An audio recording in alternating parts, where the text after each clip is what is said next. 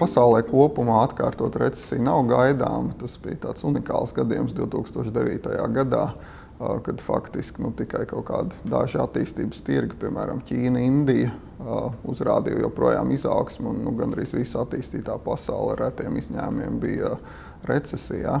Šobrīd mēs vairāk runājam atkal par tādu divu ātrumu attīstību. Šis nosaukums vai vārdu savienojums joprojām ir spēkā, bet šobrīd atkārtot recesija draud vienīgi atsevišķās vietās attīstītajā pasaulē.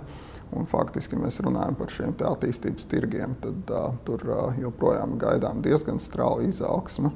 Un arī vairākos citos reģionos pasaulē ir gaidām mērena izaugsme. Faktiski šis risks jaunai atkārtotai recesijai vairāk attiecas uz tādiem tirgiem vai tādām valstīm kā Dienvideiropas valstis, arī ASV, arī Japāna, bet pamatā, protams, pasaules ekonomikā turpināsies izaugsme.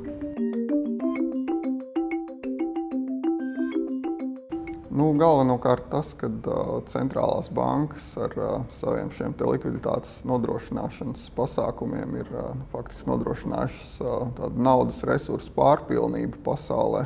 Līdz ar to nav bāžu par to, ka varētu tīri skaidrs naudas vai naudas resursu trūkuma dēļ sākties, piemēram, kaut kāda aktīva paniska pārdošana faktiski par jebkādām cenām, lai tikai tiktu pie kaut kādas skaidras naudas. Un, tas arī ir būtisks faktors, kas ierobežo tādu dramatisku kritumu dažādos aktīvu tirgos un arī līdz ar to tādu ļoti būtisku kritumu, piemēram, pieprasījumā ASV. Kopumā, protams, mēs varam teikt, ka daļai šī privātā sektora parāda problēma ir šobrīd pārnesta uz valdības sektoru, bet tur mēs redzam, ka arī valdības sektora šīm parādu krīzē ir, protams, arī vairāki risinājumi. Tiem risinājumiem dažādi blakus efekti, bet viens no risinājumiem, protams, ir, ka centrālās bankas patiešo sāk uzpirkt valdības parādzības vai uzpērk šis valdības parādzības otraizējā tirgu. Faktiski veids to, ko sauc par parādu monetizēšanu, bet šādā veidā, piemēram, ASV Federālo rezervu sistēma faktiski, vismaz teorētiski varētu novērst ASV maksātnespēju, ASV valdības maksātnespēju faktiski neierobežot ilgi. Protams, vispirmām kārtām caur eksporta sektoru, neapšaubām eksportējošā sektorā, pat ņemot vērā to, ka Latvijā šīs galvenie eksporta tirgi ir, piemēram, Ziemeļvalstis, piemēram, Vācija, tad valstis, kurās ir salīdzinoši laba gan valdības finanšu situācija, gan arī situācija attiecībā uz vietējā tirgus pieprasījumu. Bet tomēr jārēķinās, ka, piemēram, ASV nokļūstot stagnācijā vai pat dažas ceturkšņas iespējams recesijā, ASV ir otrs lielākais eksporta tirgus Vācijai. Ja vēl tam pieskaita klāt arī lēnāka izaugsme vai recesija attiecīgi, piemēram, Francijā vai Dienvidu Eiropā, tad skaidrs, ka arī tāds tirgus Latvijai ļoti būtisks tirgus kā Vācija, un arī Latvijai būtisks eksporta tirgus kā Zviedrija. Ilgstoši šos straujos izaugsmes tempus turpināt nevarēja un nevar. Un, līdz ar to, protams, arī Latvija šajos būtiskākajos eksporta tirgos šī izaugsme vismaz sabremzēsies, pat ja tur nebūs tehniski, statistiski ekonomikā kritums.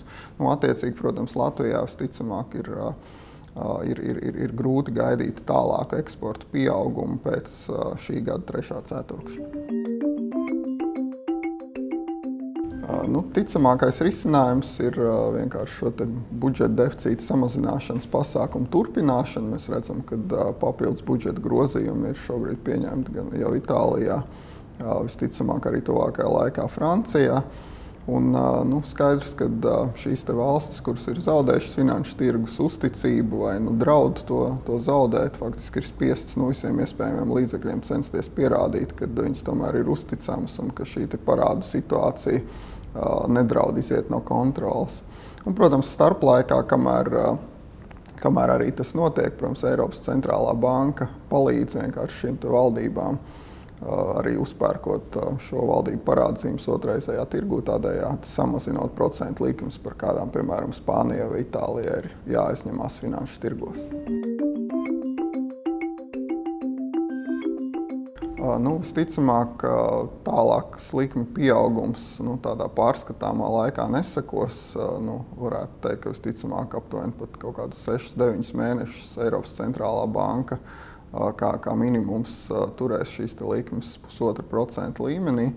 Visticamāk, Eiropas centrālā banka nepazeminās atkārtot procentu likmes, jo tas daļai arī būtu tāda savu kaut kādu kļūdu atzīšana. Tas nozīmē, ka Eiropas centrālā banka tā diezgan atklāti pateikt, jā, mēs kļūdījāmies palielinot šo likmi, tagad mēs atkal pazemināsim atpakaļ, teiksim, uz 1%. Visticamāk, tas nenotiks, bet savukārt arī tālāks likuma palielinājums, kā bija iepriekš plānots, acīm redzot, iespējams pat līdz nākamā gada vasarai nav gaidāms. Es domāju, ka Latvijai jāturpina virzība uz stabilām valdības finansēm, tā skaitā sabalansētu budžetu, kas, protams, arī ir viens no šiem Maastrichtas kritērijiem iestāja Eirozonai, tātad valdības finanšu ilgtspēja, valdības finanšu stabilitāte. Savukārt, attiecībā uz lēmumu, vai tad prasīt šo novērtējumu, iestāja Eirozonā vai uzņemšanā Eirozonā, šis lēmums būs jāpieņem faktiski apmēram pēc pusotra gada, tad 2013. gada pavasarī. Līdz tam laikam būs daudz lielāka skaidrība gan saistībā ar šo Eirozonas valdību parādu krīzi, gan arī vispār tālāko Eirozonas nākotni. Un, līdz ar to tad jau šo lēmumu varēs pieņemt daudz izsvērtāk. Savukārt šobrīd arī teikt, ka mēs kaut kādā veidā nevēlamies dalību Eirozonā, man liekas, arī būtu muļķīgi. Šis izaugsmes palēninājums vai arī recesija atsevišķās valstīs, kas tagad visticamāk būs vērojami pasaulē, protams, Latviju ietekmēs ar kaut kādu nobīdi laikā. Katrā ziņā es domāju, ka 3. ceturkšņa rezultāti vai statistika joprojām būs ļoti, ļoti labi. Un, savukārt gada beigās gan arī tad varētu pasliktināties gan šī, protams, reālā situācija, gan arī attiecīgi tas atspoguļoties ciparos. Un, ja konkrēti es domāju, ka 4. ceturksnī šī izaugsme būs ļoti minimāla, jo visticamāk eksporta tirgos vai eksporta pieprasījumā izaugsme apstāsies vai pat iespējams kaut kādos tirgos nedaudz kritīsies. Un vietējais tirgus, protams, nav tik spēcīgs šis pieprasījums vietējā tirgū, lai šo izaugsmi tādā apjomā nodrošinātu viens pats bez šī eksporta izaugsmes. Un savukārt attiecībā uz nākamo gadu arī protams, šī izaugsme attiecīgi būs salīdzinoši mērena. Protams, pakāpeniski arī uzlabosies situācija vietējā tirgū. Mēs redzam, ka samazinās bezdarbs, palielinās nodarbinātības rādītāji. Neapšaubām pozitīva ziņa ir tas, ka ir apstājies šis cenu kāpums pasaules tirgū gan attiecībā uz pārtikas cenām, gan attiecībā uz degvielas cenām. Tur mēs pat redzam korekciju pretējā virzienā. Tā kā kopumā izaugsme būs, bet katrā ziņā šī izaugsme būs mērena.